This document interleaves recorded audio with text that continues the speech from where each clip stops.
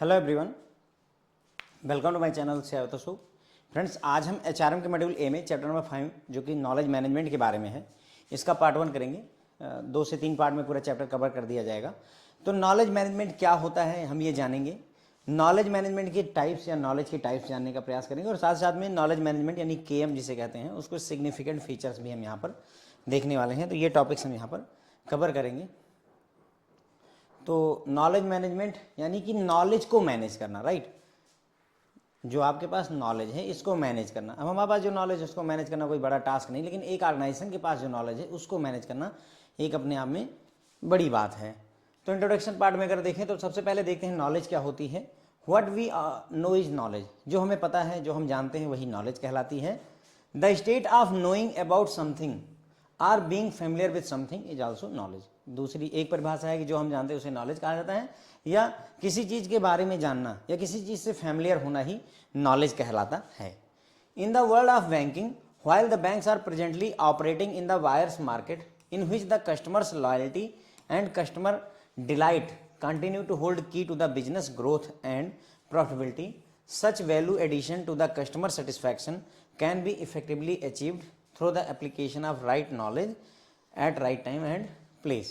तो ये बोल रहे हैं कि आज के समय में बैंकिंग इंडस्ट्री जब ऑपरेट करे, चूंकि हम एक सर्विस इंडस्ट्री, बैंकिंग इंडस्ट्री एक सर्विस इंडस्ट्री है, तो कस्टमर ही भगवान है यहाँ पर, ठीक है। कस्टमर की लॉयल्टी और कस्टमर को मतलब सेटिस्फैक्शन देना, कस्टमर की प्रेफरेंस को पूरा करना ही हमारा मेन उद्देश्य होता है। जितना बेहतर तरीके से हम ये करेंगे उतना ही ज़्यादा हमारा बिजनेस ग्रो करेगा और उतना ही ज़्यादा हम प्रॉफिट कमा सकते हैं। तो इस तरीके का वैल्यू एडिशन कैसे किया सकता है? नॉलेज के थ्रू। हम क्या कर सकते हैं, अगर हम नॉलेज का यूज करें तो अपने प्रोडक्ट को और इन्हेंस कर सकते हैं, अपनी सर्विसेज को और इन्हेंस कर सकते हैं, और सही समय पर सही जगह पर हम नॉलेज का यूज करके एक बेहतर प्रोडक्ट, बेहतर सर्विस डिलीवर कर सकते हैं। यही बात यहाँ पर समझाई गई है, ठीक है। उसके बाद में इन द नटसेल अगर हम ऐसे बात करें जिस्ट के तौर पर या समरी के तौर पर, banking is steadily shifting from labour intense enterprise to knowledge driven economy. पहले लेबर इंटेंस थी, मतलब सिर्फ वर्कर हैं, यहाँ काम करने वाले लोग हैं। अब नॉलेज वर्कर हैं, यानी कि अब नॉलेज ड्रिवन हो गया है। बैंकिंग इंडस्ट्री सिर्फ लेबर वर्क पर डिपेंड नहीं करती, नॉलेज पर डिपेंड करने लगी है। And as such in the futuristic outlook the effectiveness and success of the banks largely depend on the level of intellectual capital which they could build up and nurture. तो भविष्य में बैंकों की सफलता, उनकी इफेक्टिवनेस निर्भर करती है कि कितना बढ़िया इंटेलेक्चुअल पूंजी, इंटेलेक्चुअल कैपिटल मतलब आपके जो एम्प्लॉय हैं उनके अंदर क्या टैलेंट है, क्या नॉलेज है, क्या स्किल है, उसको कितना ये बिल्ड कर पाते हैं और कितना नर्चर उसको पाल पोस के बड़ा कर पाते हैं। ये मुद्दा रहेगा भविष्य में सफलता के लिए। This necessitate the bank not only to acquire young talents potent with new and up to date knowledge and skills in the abundance, but also to retain such talent by employing attractive HR intervention। तो ऐसे में हमारे लिए जरूरी हो गया है, हमें नॉलेज की जरूरत है। नॉलेज के लिए हम क्या कर सकते हैं, मार्केट से अच्छे खासे टैलेंटेड लोगों को हायर कर सकते हैं जिनके पास में नई और अप टू डेट नॉलेज हो, ठीक है। साथ ही साथ में हमें ज़रूरत होगी कि हम जो टैलेंट हायर कर रहे हैं या पहले से हमारे पास अच्छे टैलेंटेड लोग हैं उनको होल्ड करके रिटेन करके रखें। उसके लिए हम डिफरेंट HR पॉलिसी, इंटरवेंशन वगैरह, इंसेंटिव देना, सैलरी बढ़ा देना, इंक्रीमेंट देना, काइंड ऑफ दैट, इस तरीके से हम लोगों को होल्ड भी करके रख सकते हैं। इन अदर वर्ड, दूसरे शब्दों में, the bank need to handle a new area of management. अगर हम देखें तो नए एरिया, एक नया एरिया आया है मैनेजमेंट का जिसे नॉलेज मैनेजमेंट कहा जाता है, उसको हैंडल करने की जरूरत है। As the management of the knowledge is the key to manage all other areas of management. ये बोल रहे हैं कि अगर हम नॉलेज का मैनेजमेंट कर लें तो बाकी अदर एरिया जो मैनेजमेंट के होते हैं उनको ऑटोमेटिक मैनेज किया जा सकता है इसकी सहायता से। कुल मिलाकर के नॉलेज मैनेजमेंट चैप्टर हमारा है, तो कहीं ना कहीं हमारा फोकस, एम्फेसाइज जो है नॉलेज के ऊपर ही रहने वाला है, ठीक है। तो हमने यहाँ पर देखा नॉलेज क्या होती है, जो हमें पता है, what we know is knowledge. या किसी चीज़ के बारे में जानना, किसी चीज़ से फैमिलियर होना नॉलेज कहलाती है। जैसे अगर आप कार चला लेते हैं तो आपको कार चलाने की नॉलेज है, नहीं चला पाते तो नहीं फैमिलियर हैं, दैट मीन, ठीक है। तो बैंकिंग इंडस्ट्री जो है इस समय जैसे काम कर रही है, तो ऐसे में अगर कस्टमर हमारे प्रति वफादार रहेगा और हमारी सर्विसेज से हैप्पी रहेगा, तभी वो हम अपने बिजनेस को बढ़ा पाएंगे और तभी हम प्रॉफिट कमा सकते हैं। सीधी सी बात है, कस्टमर बेस बढ़ेगा तभी कमाई बढ़ेगी। अब ऐसे में हम अपने कस्टमर का सेटिस्फैक्शन कैसे बढ़ा सकते हैं? सही नॉलेज का प्रयोग करके, ठीक है। जैसे हमने आपको पहले पढ़ाया कोर्स, ठीक है, BFM मैंने पढ़ाया, बाद में फिर जैसे जैसे चीज़ें अपडेट हुई उसके हिसाब से हमने अपने आप को अपडेट किया और अब नए हिसाब से चीज़ों को लेकर के आ रहे हैं। तो कहीं ना कहीं नॉलेज का यूज करके ही मैं वो चीज़ें डिलीवर कर पा रहा हूँ। ठीक है, फिर हमने देखा कि बैंकिंग इंडस्ट्री जो है धीरे धीरे लेबर इंटेंस की जगह पर नॉलेज ड्रिवन होती जा रही है। तो हम पहले जहाँ लेबर इंटेंसिव थे, है ना, धीरे धीरे शिफ्ट कर रहे हैं। जहाँ लेबर पर, वर्क पर फोर्स मतलब ध्यान दिया जाता था, वहीं हम नॉलेज पर ध्यान दिया जा रहा है। वर्कर्स नहीं, नॉलेज वाले लोग हमारे पास हैं। भविष्य में अगर हम अपनी सफलता चाहते हैं या और इफेक्टिवली बैंक आगे बढ़ना चाहता है तो हमें अपनी इंटेलेक्चुअल कैपिटल यानी कि जो लोगों के दिमाग में मतलब नॉलेज है उसको इन्हेंस करने की, उसको बिल्डअप करने की हमें ज़रूरत पड़ेगी। ऐसे में ज़रूरी है कि बैंक जो है नए लोगों को, यंग टैलेंटेड लोगों को हायर करे जिनकी नॉलेज अप टू डेट हो, स्किल्ड लोगों को हायर करे और साथ ही साथ में जो लोग ऑलरेडी हैं या हायर किए जाएंगे उनको रिटेन करके भी रखे कि वो बैंक छोड़ करके आपकी जो है छोड़ करके ना जाएं, ये भी इंश्योर करना होगा। तो ऐसे में जो है देखा गया कि बैंक को एक नया एरिया ऑफ मैनेजमेंट हैंडल करने के लिए कहा गया जिसे नॉलेज मैनेजमेंट कहते हैं, क्योंकि अगर हम नॉलेज का मैनेजमेंट करते हैं तो बाकी सारे मैनेजमेंट की फील्ड को आप आसानी से मैनेज कर सकते हैं। अब आती है फ्रेंड जो है कॉन्सेप्ट ऑफ नॉलेज मैनेजमेंट। वो तो इंट्रोडक्शन था, यहाँ से नॉलेज मैनेजमेंट के बारे में बात करेंगे। Some researcher have defined knowledge in the context of know why, know what, know who, know when in order to relate it with the managing knowledge concept. मतलब ये बोल रहे हैं कि कुछ रिसर्चर ने नॉलेज को कैसे डिफाइन किया हुआ है। आपको पता होना चाहिए क्या, नो व्हाई, क्यों, कोई चीज़ क्यों करनी है, क्या करना है, हु, किसके साथ करना है और कब करना है, ये सारी चीज़ें अगर आपको पता है तो इसका मतलब आपको नॉलेज है। ठीक है, किससे रिलेट किया है, रिलेट किया है इसको मैनेजिंग नॉलेज कॉन्सेप्ट, यानी नॉलेज को मैनेज करने के लिए ये चीज़ें आपको पता होनी चाहिए, क्या, कब, क्यों, कैसे, ये चीज़ें पता होनी चाहिए। For instance when, then, was and when Vijay presented a conceptual framework for managerial knowledge integration। तो managerial knowledge integration का एक conceptual framework present किया था किसने, when, then, was and when Vic ने। ठीक है, know what can be defined as something people carry around in their mind and passes one to each other, passes on to each other। मतलब ये बोल रहे हैं जैसे हमने यहाँ ना know what, know why, know what, know who, know when की बात की थी, तो ये बोल रहे हैं कि नो व्हाट, आपको क्या पता होना चाहिए। तो क्या पता होना चाहिए, ये वैसी चीज़ है जो लोग अपने दिमाग में रखते हैं और एक दूसरे को पास ऑन करते हैं। जैसे क्या करना है, क्या क्या करना है, ठीक है, तो हम अपने दिमाग में जो नॉलेज रखते हैं अपने माइंड में, ठीक है, तो उसे नो व्हाट कहते हैं। एंड फिर आता है नो व्हाई, नो हाउ, अब कैसे करना है उस चीज़ को, जैसे हमें क्या करना है वो पता चल गया। No what can be defined as something people carry around in their mind, अपने दिमाग में जो आपकी चीज़ें चलती रहती है और एक दूसरे को आप पास करते रहते हैं उसे नो व्हाट कहते हैं। और जब नो व्हाट को आप क्या करते हैं, प्रैक्टिस में लाते हैं तो उसे नो हाउ कहते हैं। कैसे, है ना, जैसे मुझे CIB की तैयारी करनी है तो नो व्हाट हो गया, मुझे पता है CIB की तैयारी करनी है। नो हाउ कैसे करनी है, जब आप CIB की तैयारी शुरू करते हैं, उसको प्रैक्टिस में लाते हैं कि अब CIB प्रिपरेशन करनी है, तो अब आप किस पे काम कर रहे हैं, नो हाउ, कैसे इस काम को करना है। ठीक है, इसी तरीके से नो व्हेन, मतलब हमें CIB की तैयारी कब करनी है, क्या साल भर पढ़ते रहेंगे, नहीं, जब फॉर्म आएगा उसके दौरान करेंगे। क्यों करनी है, नो व्हाई, हमें वो काम, हमें CIB की तैयारी क्यों करनी है, क्यों करनी है भाई, इंक्रीमेंट के लिए करनी है, नॉलेज के लिए करनी है, काइंड ऑफ दैट। ओके, तो यही हो गया। तो हमारे सारे शब्दों का नो व्हाट का मतलब हमारे दिमाग में क्या चल रहा है, हम क्या चाहते हैं। ठीक है, कैसे उस नो व्हाट को अगर प्रैक्टिस में लाएंगे तो नो हाउ होगा, वो नहीं हाउ, नो हाउ होगा, कैसे करना है। ठीक है, उसके बाद में आगे बढ़ते हैं और देखते हैं जापानीज रिसर्चर हैं, इनके नाम हैं नोनाका, टोयोको एंड कुनो। ठीक है, ये 3 रिसर्चर हैं जापानीज के। इन्होंने डिफाइन किया किसको, knowledge by emphasizing on relative, dynamic and humanistic dimension.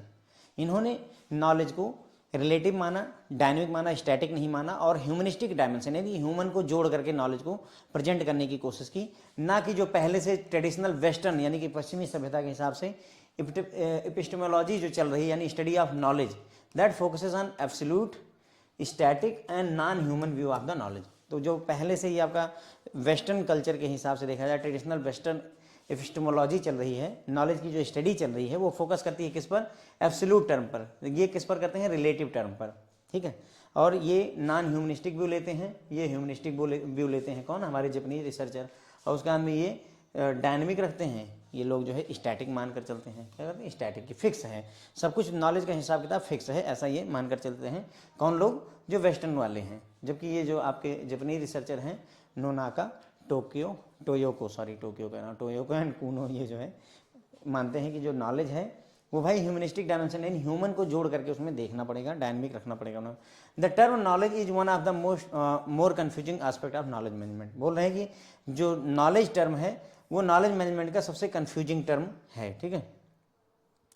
The term information and data, ये बोल रहे हैं कि जो टर्म है इंफॉर्मेशन और डेटा उन्हें सिनोनिम्स की तरह यूज किया जाता है, ठीक है, इन द टर्म नॉलेज। मतलब नॉलेज के टर्म में अगर हम इंफॉर्मेशन की बात करें और डेटा की बात करें तो लोग इंफॉर्मेशन, डेटा और नॉलेज सब एक ही मानते हैं कि मुझे इंफॉर्मेशन मतलब मुझे नॉलेज है, मुझे मेरे पास डेटा है मतलब मुझे नॉलेज है, मुझे इंफॉर्मेशन है।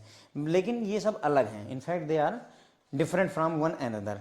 Data is the simplest form consist of raw alpha numeric value. अब देखिए तीनों को देखेंगे। डेटा क्या होता है?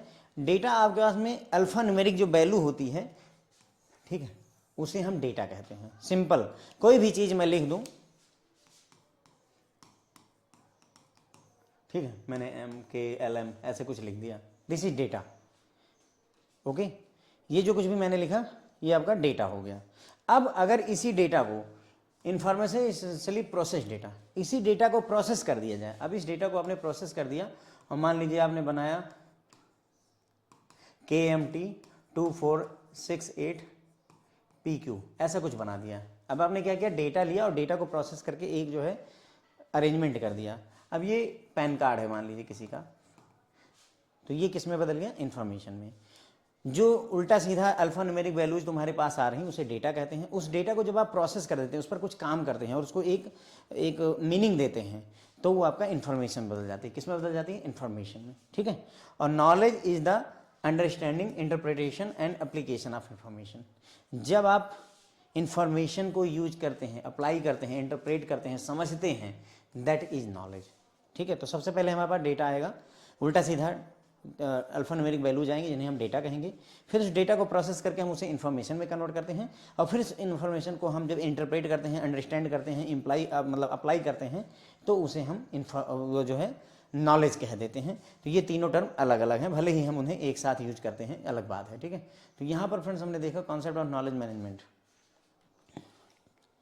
तो हमने देखा कि जो है कुछ रिसर्चर ने नॉलेज को डिफाइन किया है, no why, know what, know how होगा फ्रेंड्स, ओके, HOW है ये, और नो व्हेन होता है, ठीक है। In order to relate with managing knowledge concept. तो मतलब नॉलेज को डिफाइन करने के लिए हमें क्या करना है, क्यों करना है, कैसे करना है और कब करना है, ये चार बातें हमें पता होनी चाहिए। इसी के लिए मैनेजरल नॉलेज इंटीग्रेशन का एक फ्रेमवर्क। अब ये आपको लग रहा होगा कि सर ये एक लाइन है, वाकई मतलब क्योंकि क्या है कि हमने समराइज करने का प्रयास किया, इसलिए आपको बीच बीच में चीज़ें जो है ऐसा लग रहा होगा कि फ्लो नहीं बन पा रहा है। फ्लो इसलिए नहीं बन पा रहा है क्योंकि बहुत ज़्यादा रिलेवेंट चीज़ें ही रखी हैं, अननेसेसरी चीज़ों को मैंने हटा दिया है।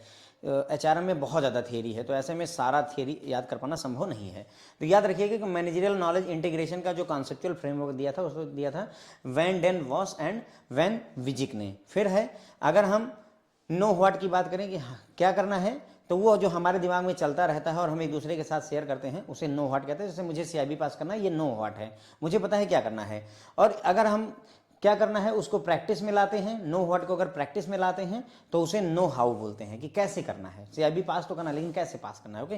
फिर आता है कि जैपनीज जो आपकी वेस्टर्न कल्चर है, वेस्टर्न एपिस्टेमोलॉजी है, स्टडी ऑफ नॉलेज है, उसके हिसाब से जो नॉलेज होती है वो एब्सोल्यूट होती है, स्टैटिक होती है और नॉन ह्यूमनिस्टिक भी होता है। मतलब ह्यूमन का कोई एंड मतलब इसमें कॉन्सेप्ट नहीं होता है, एब्सोल्यूट होती है, मतलब सब फिक्स है, कुछ बदलना नहीं है। जबकि इसी जगह पर Japanese researcher Nonaka, टोयोको and Kuno ने जो है कहा कि नहीं, जो नॉलेज होती है वो रिलेटिव होती है, डायनेमिक होती है, चेंजेबल होती है और ह्यूमनिस्टिक भी होती है। ह्यूमन का भी यहाँ पर एंगल जुड़ा हुआ होता है। फिर बोले कि नॉलेज मैनेजमेंट में जो टर्म नॉलेज है वो सबसे ज़्यादा कन्फ्यूजिंग है।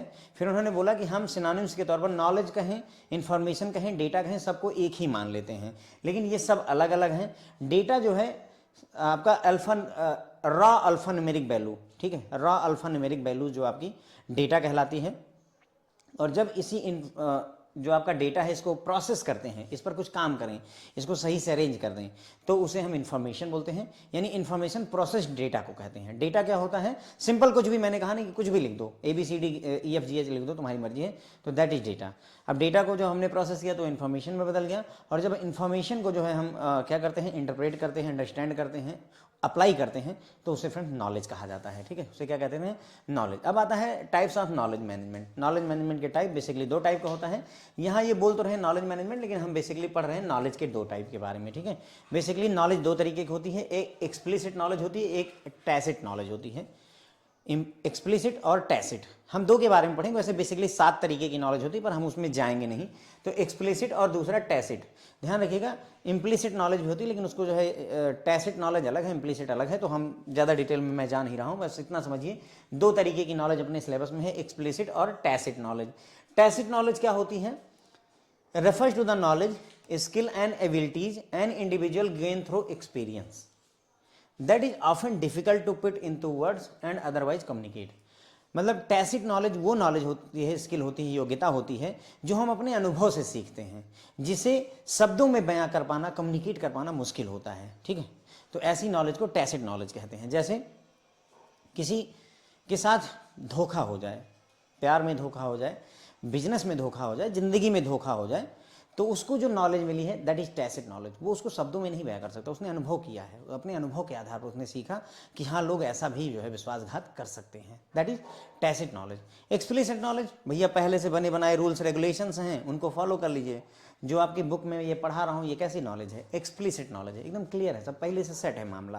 तो ये जो नॉलेज है आपकी एक्सप्लिसिट नॉलेज, ये मैं आपको नहीं, ये मैं आपको बता रहा हूँ। मैं आपको कौन सी नॉलेज दे रहा हूँ? एक्सप्लिसिट नॉलेज दे रहा हूँ। टैसिट नॉलेज आप खुद गेन करेंगे जब आप एग्जाम में बैठते हैं, आपकी कहीं ना कहीं जो है बहुत ज़्यादा लेवल पर मतलब टैसिट नॉलेज करने आती है। जब आप एलिमिनेशन टेक्निक यूज करते हैं, जब मतलब 4 ऑप्शन में से 2 हटा दिए और 2 जो बचे उसमें से जब आप डिसाइड करते हैं कि कौन सा सही हो सकता है, आप कहीं ना कहीं अपने पुराने अनुभव को यूज करने पर उतारू हुए होते हैं। ठीक है, फिर आता है एक्सप्लिसिट नॉलेज, इंक्लूड करता है facts, procedure, rules and other information that can be shared through written documents, database, manuals, standard operating procedure, है ना।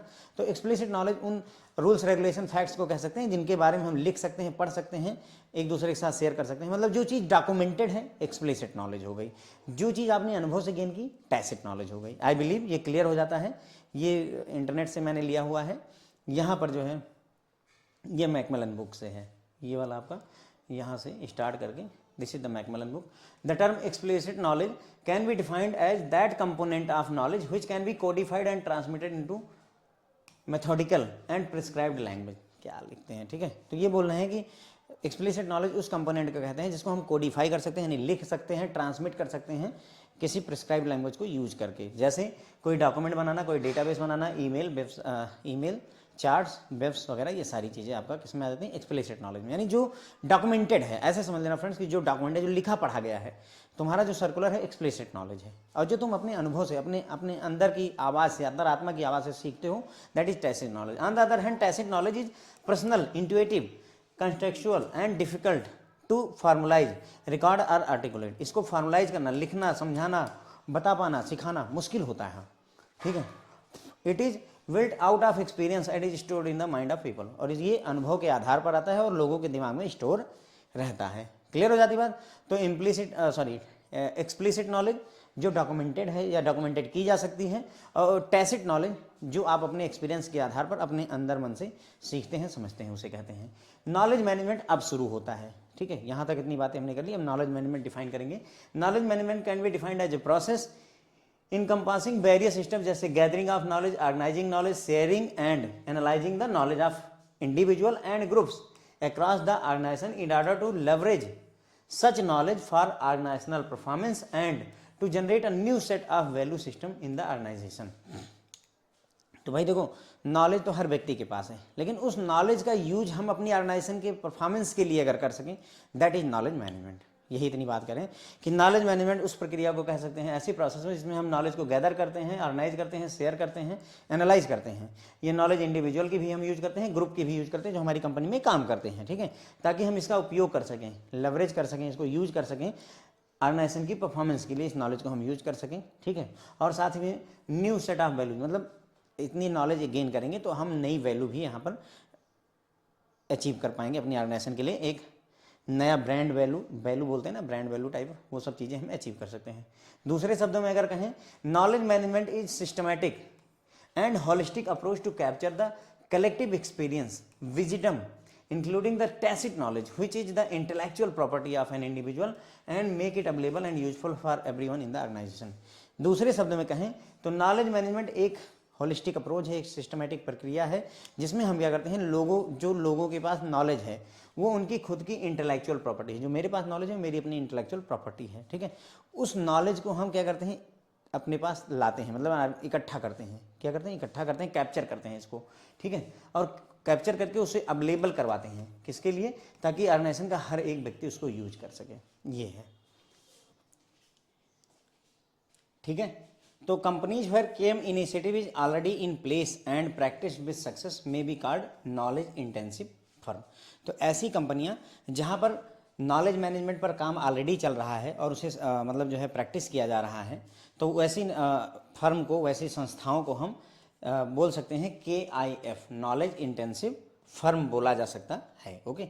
फिर इसी क्रम में चीफ नॉलेज ऑफिसर के अपॉइंटमेंट की भी बात की गई है कि a chief knowledge officer CKO, जैसे चीफ रिस्क ऑफिसर होते हैं, चीफ नॉलेज ऑफिसर भी लाया गया है। Is called is mainly assigned the task of managing the reservoir of the knowledge residing in the individual employee and setting up a mechanism by which knowledge is shared by all concerned that would otherwise remain in some remote department of the company। तो ये बोल रहे हैं कि भाई chief knowledge officer का appointment किया जाएगा, जिसका मुख्य काम क्या होगा, मैनेज करना। क्या मैनेज करेगा वो, रिजर्वायर ऑफ नॉलेज, नॉलेज का जो ये बहुत बड़ा जलाशय है, नॉलेज का जो बहुत बड़ा अपने पास में खदान है, उसको मैनेज करने का। और नॉलेज किसके पास है, इंडिविजुअल एम्प्लॉय के पास में, इंडिविजुअल एम्प्लॉय के पास नॉलेज है, उस नॉलेज को ला करके सबके साथ शेयर करवाना है और कंपनी के डेवलपमेंट में उसको यूज करना है। अगर ऐसा नहीं किया गया तो वो किसी रिमोट डिपार्टमेंट यानी किसी व्यक्ति के दिमाग में पड़ी रहेगी और उसको हम यूज नहीं कर पाते, ठीक है। तो ये हो गया। अब है कि की ड्राइवर फॉर KM इनिशिएटिव, यानी बैंकों को KM इनिशिएटिव या किसी कंपनी को नॉलेज मैनेजमेंट का इनिशिएटिव लेने की जरूरत क्यों पड़ रही है, ऐसा क्या वजह है कि उन्हें जो है नॉलेज मैनेजमेंट शुरू करना पड़ेगा। Rapid advancement in the field of IT, information and communication technology, ICT, which have revolutionized the way in which businesses are being carried out. तो चूंकि IT इंडस्ट्री काफ़ी तेज़ी के साथ बढ़ रही है, पहले बैंकिंग अलग तरीके की होती है, आज की दुनिया बिल्कुल अलग है। अब 10 रुपये की पेमेंट के लिए भी हम UPI और गूगल पे का यूज कर ले रहे हैं, पहले का ज़माना अलग था। तो वही बोल रहे हैं कि बिजनेस का तरीका ही बदल गया है, मॉडल ही चेंज हो गया कि बिजनेस पहले कैसा होता था। तो ऐसे में अगर इस चीज़ से मिलकर चलना चाहते हो तो तुम्हें नॉलेज मैनेजमेंट पर काम करना पड़ेगा। Extremely high business competition arises because of the globalisation of economy world wide. This is particularly relevant to emerging economies in like India. तो बोल रहे हैं कि दुनिया भर की इकोनॉमी ग्लोबलाइजेशन की वजह से काफ़ी तेज़ी के साथ में बढ़ रही है और इसकी वजह से कंपटीशन भी बढ़ रहा है। तो ऐसे में अगर आपको दूसरों के साथ कदम से कदम मिला के चलना है तो knowledge management is necessary. Increasing complexity of the business and complexity of the management, knowledge की भी मैनेजमेंट की भी और बिजनेस की कॉम्प्लेक्सिटी बढ़ती जा रही है। तो ऐसे में नॉलेज मैनेजमेंट कहीं ना कहीं नेसेसरी हो जाता है। Faster pace of innovation because of growing industry competition, काफ़ी तेज़ी के साथ इनोवेशन हो रहा है क्योंकि इंडस्ट्री में जो है कंपटीशन बढ़ता जा रहा है, यानी कि इनोवेशन काफ़ी तेज़ी के साथ में इनोवेशन पर काम किया जा रहा है। पहले ना डीजल था, फिर पेट्रोल था, उसके बाद में फिर हम एथेनॉल पर ट्राई कर रहे हैं, इलेक्ट्रिक स्कूटी आई हैं, हाइड्रोजन फ्यूल पर काम चल रहा है, काइंड ऑफ दैट हर चीज़ पर कहीं ना कहीं काम चल रहा है, इनोवेशन काफ़ी तेज़ी के साथ चल रहा है। Increase mobility of the workforce भी काफ़ी मोबिलिटी में रखती है, मतलब कहने का अब एक जगह नहीं रहना चाहती, वो कभी बेंगलोर में है, कभी दिल्ली में है, कभी चंडीगढ़ में, कभी देहरादून में है, ऐसा हो गया है। Growing recognition across all industries regarding the need and significance of ongoing and life long learning, मतलब ये माना जाता है हर एक इंडस्ट्री में कि भाई अब हमें लगातार और लाइफ लॉन्ग लर्निंग करते रहना होगा। इस बात पर ज़्यादा जोर अब दिया जाने लगा है कि लर्निंग एक इम्पॉर्टेंट चीज़ है ऑर्गेनाइजेशन के अंदर में। तो इन सभी वजहों से कहीं ना कहीं हमें KM इनिशिएटिव करने की आवश्यकता है, नॉलेज मैनेजमेंट इनिशिएटिव को स्टार्ट करने की आवश्यकता है, ठीक है। तो यहाँ पर फ्रेंड्स हमने देखा टाइप ऑफ नॉलेज मैनेजमेंट में बेसिकली दो तरीके की नॉलेज होती है, एक एक्सप्लिसिट नॉलेज होती है, एक जो है टैसिट नॉलेज होती है। टैसिट नॉलेज वो नॉलेज होती है जो व्यक्ति के अनुभव से आती है और उसे कम्युनिकेट नहीं किया सकता, उसे शब्दों में बयान नहीं किया सकता है। एक्सप्लिसिट नॉलेज ऐसी चीज़ होती है जो डॉक्यूमेंटेड हो, जिसको हम पढ़ सकें, लिख सकें, दूसरों को बता सकें, शेयर कर सकें, ओके। ठीक है, फिर यही बात वहाँ पर भी हमने की थी। फिर नॉलेज मैनेजमेंट को डिफाइन किया गया है एक ऐसी प्रक्रिया जिसमें हम नॉलेज को गैदर करते हैं, ऑर्गेनाइज करते हैं, शेयर करते हैं, एनालाइज करते हैं इंडिविजुअल से, ग्रुप से, और उसको ला करके हम यूज करते हैं किसके पर्पज से, अपनी ऑर्गेनाइजेशन की परफॉर्मेंस को इम्प्रूव करने के लिए हम नॉलेज को प्रयोग में लाते हैं। नॉलेज मैनेजमेंट एक सिस्टमेटिक और हॉलिस्टिक प्रक्रिया है जिसमें क्या होता है, जो भी टैसिट नॉलेज है वो क्या है, इंटेलेक्चुअल प्रॉपर्टी होती है किसी पर्सन की, इंडिविजुअल की, उस पर्सन से ले करके उसको सबके लिए अवेलेबल करवाना और पूरी ऑर्गेनाइजेशन में उसे यूज कर पाना ही नॉलेज मैनेजमेंट का पर्पज होता है। जो मेरे पास नॉलेज है इसको निकाला जाएगा, निकाला मतलब ऐसे सिरिंज लगा के नहीं निकाला जाएगा, उसको मेरे से लिया जाएगा, नॉलेज को एक डेटाबेस बनाया जाएगा और उसको सबके साथ शेयर किया जाएगा, kind of that. Okay, companies where KM initiative, जहाँ पर केएम इनिशिएटिव पहले से चले आ रहे हैं, उन्हें नॉलेज इंटेंसिव फर्म कहा जा सकता है। क्या बोल सकते हैं, knowledge intensive firm. Chief knowledge officer का अपॉइंटमेंट किया जाएगा जिसका काम ही होगा कि जो नॉलेज का भंडार है, reservoir of the knowledge, knowledge का जो भंडार है एम्प्लॉय के अंदर में, उसको ऐसी मैकेनिज्म स्टेब्लिश करे जिससे उससे एम्प्लॉय से उस नॉलेज के भंडार को निकाला जा सके और सभी जगहों पर सभी लोगों के साथ शेयर किया सके और कंपनी के पर्पज में लाया जा सके। की ड्राइवर्स फॉर केएम इनिशिएटिव, यानी कि बैंकों को या कंपनियों को नॉलेज मैनेजमेंट इनिशिएटिव क्यों लेना है, उसके लिए वजहें हैं। तो जैसे इंफॉर्मेशन टेक्नोलॉजी काफ़ी सारे तेज़ी से बढ़ रही है, तो ऐसे में बिजनेस करने की प्रक्रिया बढ़ती जा रही है। आगे चल करके व्हाट्सएप बैंकिंग आएगी, एआई आ रहा है, आर्टिफिशियल इंटेलिजेंस आ रहा है। सिर्फ जैसे आप सोचिए एक ऐसा समय होगा, फिनेकल पर आप बैठे हुए हैं, आप बोल दें ऐसे कि 50 लाख की एफडी बनाइए, ठीक है, वो बोलेगा किसके नाम पर, कौन रहेगा नॉमिनी, वो सब खटाखट अपने आप ही ऑटोमेटिक, आप बैठे हुए हैं बस केवल आप बोल रहे हैं mega FD of 50 lakh rupees, वो पूछेगी नेम, आपने बताया चलिए अशोक कुमार पांडे के नाम से, सर कितने समय के लिए, 72 ईयर्स के, 72 डेज़ के लिए बना लीजिए, काइंड ऑफ दैट। ऐसे आप बोलते चले गए और फटाफट वो भरती चली गई या भरता चला गया और एफडी बन गई, ठीक है। डे एंड लगा दीजिए, इनिशिएट द डे एंड, जैसे आपने वो देखा होगा, क्या नाम है, आयरन मैन मूवी देखी होगी, ठीक है, जार्विस से वो कहता है कि जो है मेरा सूट तैयार करो, तो काइंड ऑफ दैट वो स्थिति आएगी, 100% आएगी, भले ही हम और आप ना रहें देखने के लिए, पर आएगी। उसके बाद में बिजनेस में कंपटीशन बहुत बढ़ता जा रहा है क्योंकि इकोनॉमीज का ग्लोबलाइजेशन हो जा रहा है, बिजनेस करने में या बिजनेस के तरीकों में कॉम्प्लेक्सिटी, कठिनाइयाँ आती जा रही, मैनेजमेंट भी कॉम्प्लेक्स होता जा रहा है, इनोवेशन काफ़ी तेज़ी के साथ हो रहा है, ग्रोथ के साथ में, तो इस वजह से हमें नॉलेज मैनेजमेंट पर ध्यान देना होगा। वर्कफोर्स भी मोबिलाइज हो रही है, एक जगह दूसरी जगह मूव करने में डरती नहीं है। उसके बाद में हर एक ऑर्गेनाइजेशन ने ये बात मानी है कि हाँ, लर्निंग एक ऑनगोइंग और लाइफ लॉन्ग प्रक्रिया है, इस पर हमें जोर देने की आवश्यकता है, ठीक है। अब आता है फ्रेंड्स हमारा significant features of knowledge management. Knowledge management के क्या सिग्निफिकेंट फीचर हैं, ठीक है।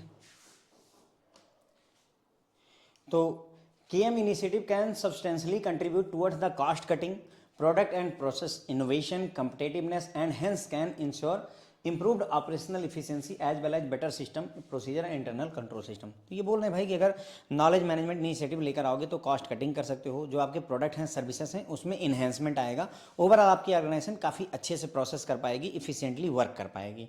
KM can tremendously improve the competency profile of the employee in the organization in respect of their skill and knowledge level. It facilitate continuous learning and updating of the skill and knowledge। तो मतलब knowledge management की वजह से क्या होगा, जो employ है उसकी कंपिटेंसी, उसकी जो क्षमता है, दक्षता है, उसको अपडेट किया जाए, क्योंकि हम नॉलेज मैनेजमेंट में लर्न करवा रहे हैं, नॉलेज ही तो बढ़ा रहे हैं, तो उसकी स्किल और उसकी नॉलेज लेवल बढ़ता जाएगा। अगर इस एम्प्लॉय का ये सब बढ़ता जाएगा तो ऑब्वियसली उसकी कंटिन्यूस लर्निंग और updation of the skill and knowledge होता रहेगा। और जो कि अगर नॉलेज होगी हमारे एम्प्लॉय को, जैसे देखो अगर हमें कस्टमर के साथ डील करना है फॉर एग्जांपल, और सिंपल सा क्वेश्चन मैं आपसे पूछता हूँ, अभी सभी लोग ब्रांच में बैठे हैं, सोचिए, एक बार सोचिए मेरे क्वेश्चन को। कोई एक कस्टमर आता है और बोलता है कि सर मुझे जीएसटी जमा करनी है। अब ये सारा मेरी बात को सोच करके देखिए, आप में से कितने लोग ऐसे इफिशिएंट हैं जो अगर कोई कस्टमर अपना जीएसटी का चालान लेकर आए और बोले कि सर ये जमा करना है, मेरा अपना आंकड़ा है कि एटलीस्ट 50% लोग ऐसे होंगे जो शायद इस बात से अवेयर ही नहीं होंगे कि जीएसटी कैसे मतलब जो है भरी जाती है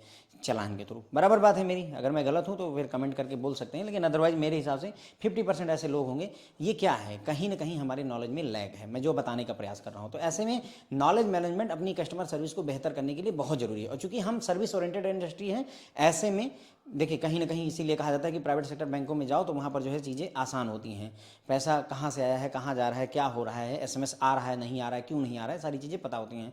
सरकारी तंत्र में थोड़ा इस चीज़ को लेकर के दिक्कत रहती है, और ये चीज़ आप भी फेस करते ही होंगे। ओके, कई बार आप भी कस्टमर के आगे इंसल्टेड फील करते हैं, किस वजह से, सिस्टम की वजह से, क्योंकि सिस्टम ऐसा डिजाइन किया गया है। आप बैठे हुए ब्रांच में फिनेकल ही नहीं आ रहा है, आप बैठे हुए ब्रांच में नेटवर्क ही नहीं आ रहा है, किसकी गलती, हमारी गलती थोड़ी ना है, system is there. Okay, Unlike in case of physical assets which deteriorate with in value over a period of time, organizational value gets enhanced progressively as KM is used। बोल रहे हैं कि जो फिजिकल एसेट होते हैं जैसे building हो गई, मशीनरी हो गई, कोई भी चीज़ हो गई, इनकी वैल्यू धीरे धीरे घटती जाती है, डिप्रिसिएशन होता जाता है और घटती जाती है।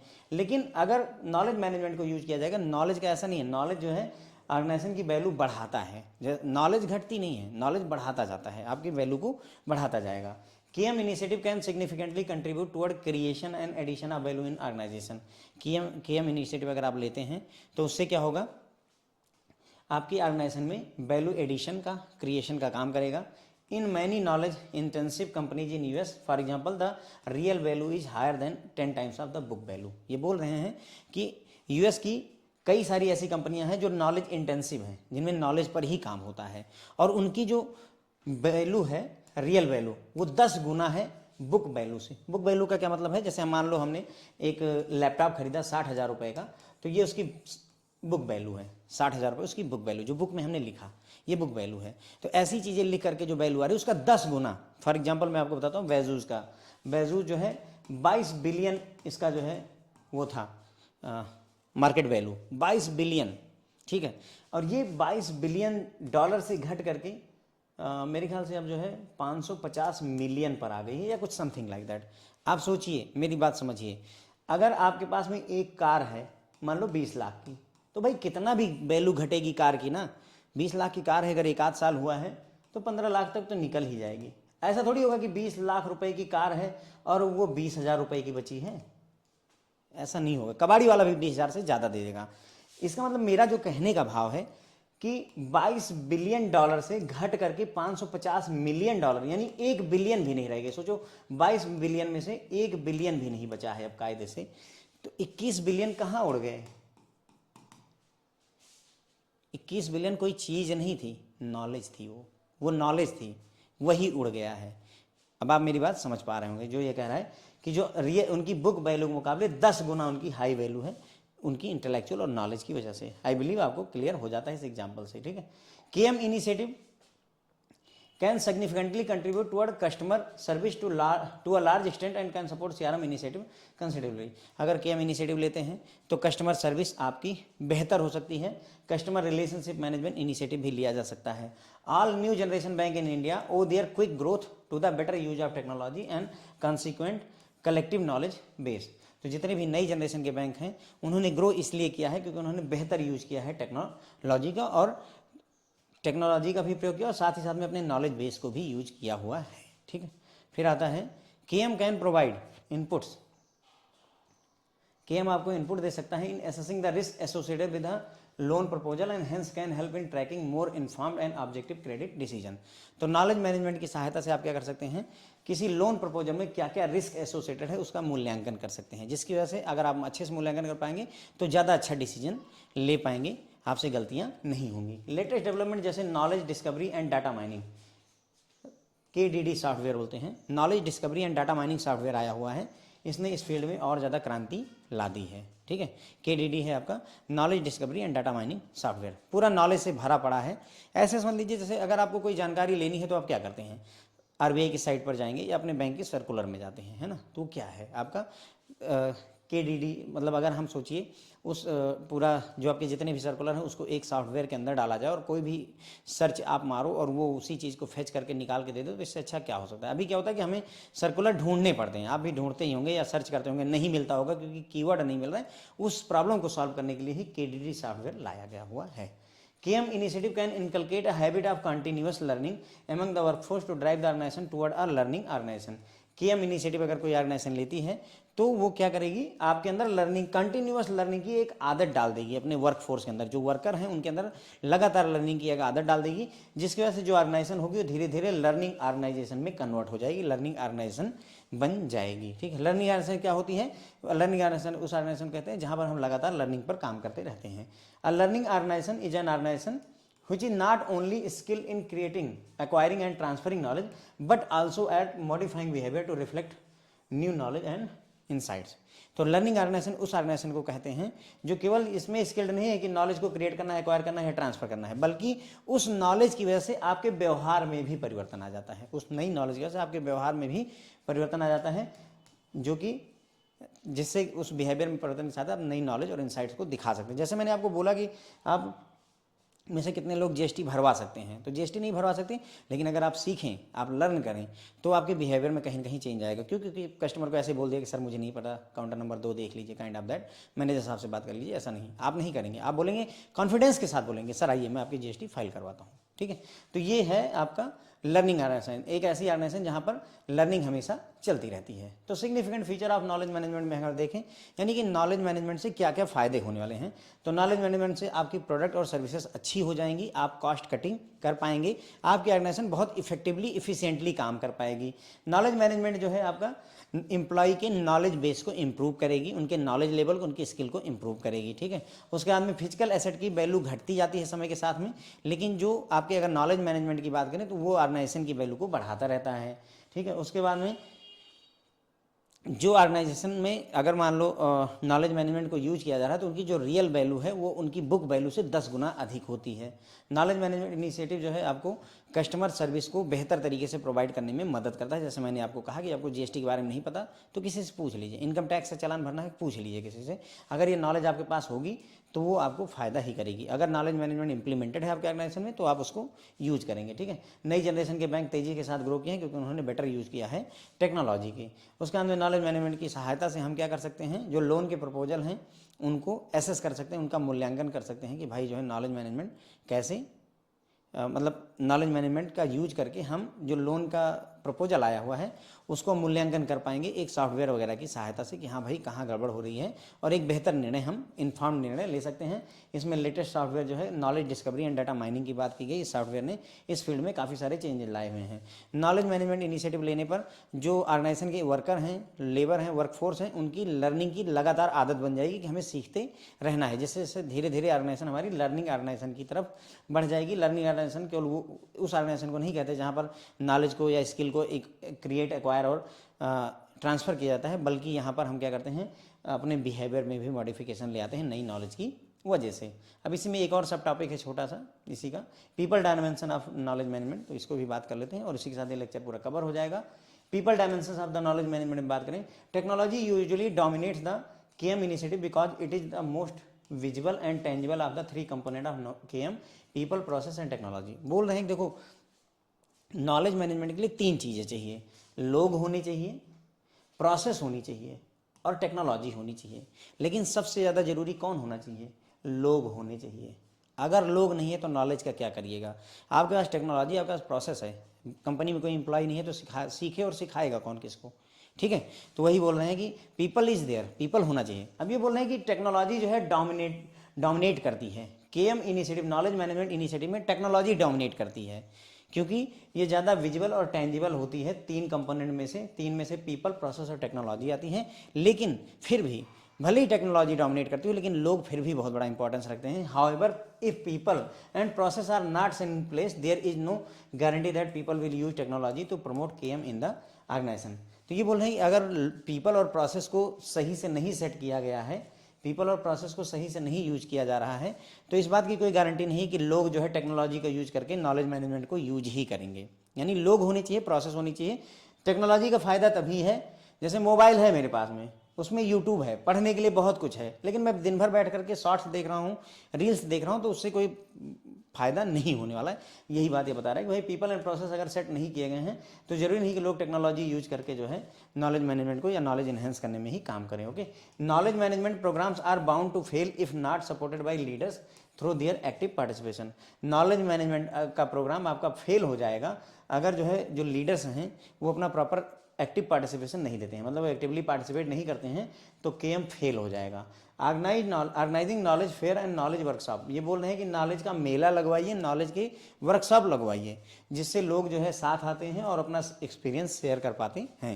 N organisation should be able to induce the behavioural change among people who are contributors or users of the knowledge. कोई भी ऑर्गेनाइजेशन हो उसके अंदर ये क्षमता होनी चाहिए कि जो नॉलेज के यूजर्स हैं या नॉलेज के कंट्रीब्यूटर हैं उनके बिहेवियर में चेंज आ जाए, उनके बिहेवियर में चेंज करने की क्षमता होनी चाहिए नॉलेज के आधार पर। Okay, it require strong leadership to bring a cultural changes, set the right direction and continuously monitoring the process. तो एक स्ट्रांग लीडरशिप की जरूरत है अगर आपको अपने ऑर्गेनाइजेशन में कल्चर का चेंज लाना है, आपको सही डायरेक्शन में आगे बढ़ना है और कंटिन्यूसली प्रोग्रेस को अगर मॉनिटर करना है, तो एक तगड़ी लीडरशिप की आवश्यकता होगी। अदरवाइज नॉलेज मैनेजमेंट वेस्टेज में चला जाएगा, बेकार हो जाएगा, कोई फायदा नहीं निकलेगा। ठीक है, तो ये होगा पीपल डायमेंशन में हमने देखा कि भाई 3 चीज़ें होती हैं, 3 कंपोनेंट है नॉलेज मैनेजमेंट के। पहला लोग होने चाहिए, दूसरा प्रोसेस होने चाहिए, तीसरा टेक्नोलॉजी होनी चाहिए। सबसे ज़्यादा डोमिनेटिंग है टेक्नोलॉजी, लेकिन अगर पीपल और प्रोसेस इज नॉट देयर तो फिर भाई टेक्नोलॉजी का यूज करके जरूरी नहीं कि हम जो है लर्निंग ही करें, ये कोई कंपलसरी नहीं होता है। नॉलेज मैनेजमेंट बिना लीडर के सपोर्ट के, एक्टिव पार्टिसिपेशन के फेल हो जाएगा। ठीक है, ये बोल रहे हैं कि नॉलेज फेयर यानी कि नॉलेज का मेला लगवाइए, मेला जैसे होता है, वर्कशॉप लगवाइए, अपना सेमिनार वगैरह करवाइए इस तरीके का, ताकि लोग एक साथ हैं अपना एक्सपीरियंस शेयर कर सकें। ठीक है, ऑर्गेनाइजेशन जो है अपने बिहेवियर को चेंज, ऑर्गेनाइजेशन ऐसी होनी चाहिए कि वो नॉलेज का यूज करके लोगों के बिहेवियर में चेंज करवा सके, ये चीज़ जरूरी होती है। ओके, स्ट्रांग लीडरशिप के बगैर आप ऑर्गेनाइजेशन के कल्चर में चेंज नहीं कर सकते, सही डायरेक्शन में अपनी ऑर्गेनाइजेशन को आगे नहीं बढ़ा सकते, और कंटिन्यूसली मॉनिटरिंग भी पॉसिबल नहीं हो जाएगी if leader is not there. Okay, strong leadership होनी चाहिए और वो भी एक्टिव पार्टिसिपेशन लीडरशिप की तरफ से होना चाहिए, तभी ये पॉसिबल होगा। ठीक है फ्रेंड, तो बस यहीं पर ये लेक्चर खत्म हो जाता है। Thank you so much friends.